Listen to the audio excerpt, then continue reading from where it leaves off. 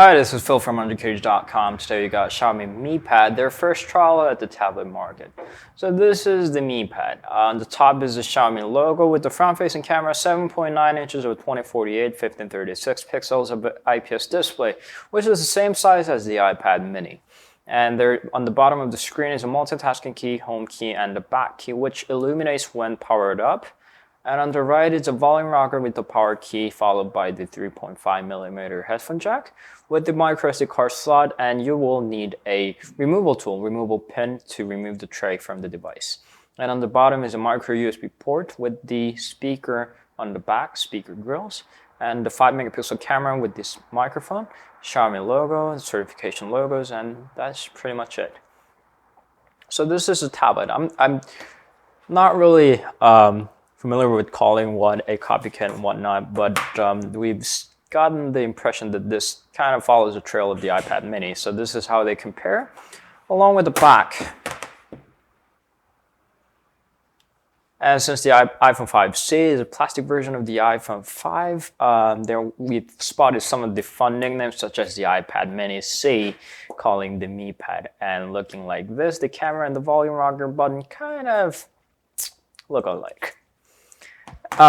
If only for that, if they were only for that, we wouldn't have called it a lookalikes. But lock screen here doesn't end here, and the password screen kind of reminds us that they might have looked at some other devices to design theirs, and also the app, the folders, and those kind of implementation docs, and those are very impressive in many meanings.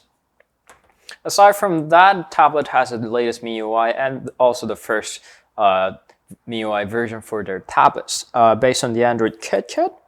And this is how the app drawer and the lock screen and the notification bar looks like, and it's pretty much the same as the generic MIUI if you have used them on your phones.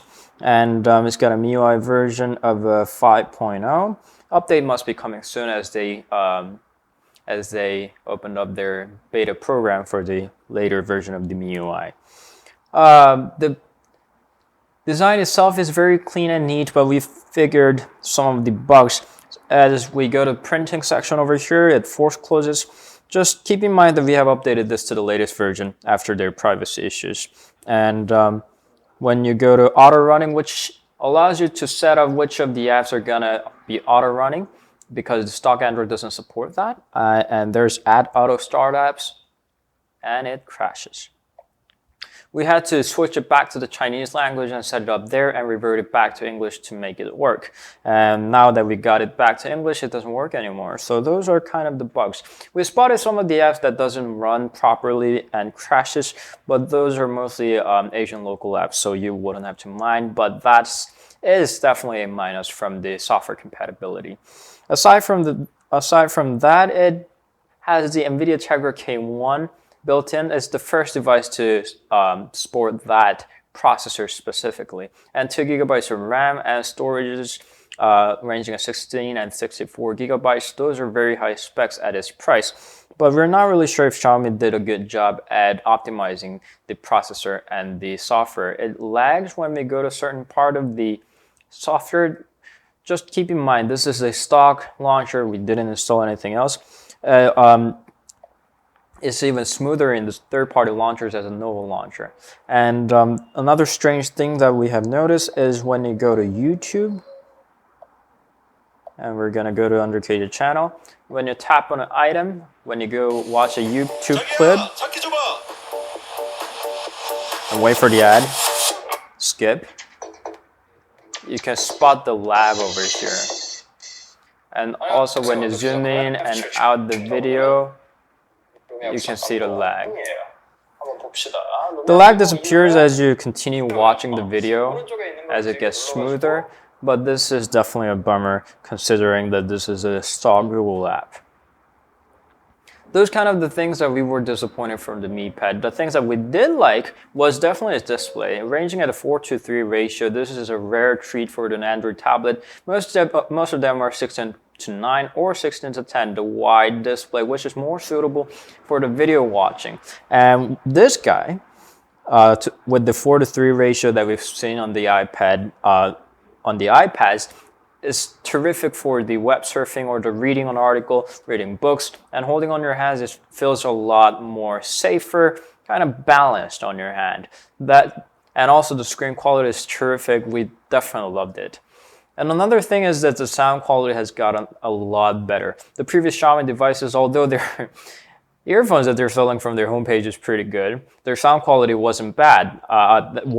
Their devices. But this guy's sound quality has got a lot improved. Although there is a kind of a static with the sound, so if you're listening to the music in a silent room, you'll be able to to hear that. And another thing is the battery life. With the 6 to 700 milliamps of the battery built in, it does an amazing job at the battery. It will last few days with the normal usages with the tablet. We were totally surprised by that.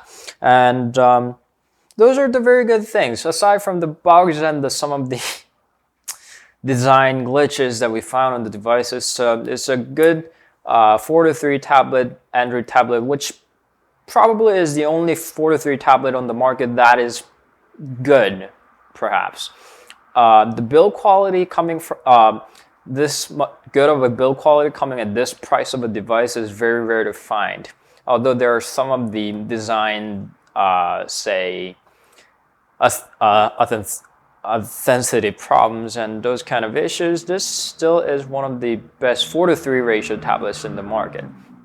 That said, when limited to 4:3 ratio tablet, we're not really sure if you want to keep on using this not that optimized, buggy, yet laggy, surprisingly enough, with this overwhelming CPU powers tablet for the future users. We're not really sure.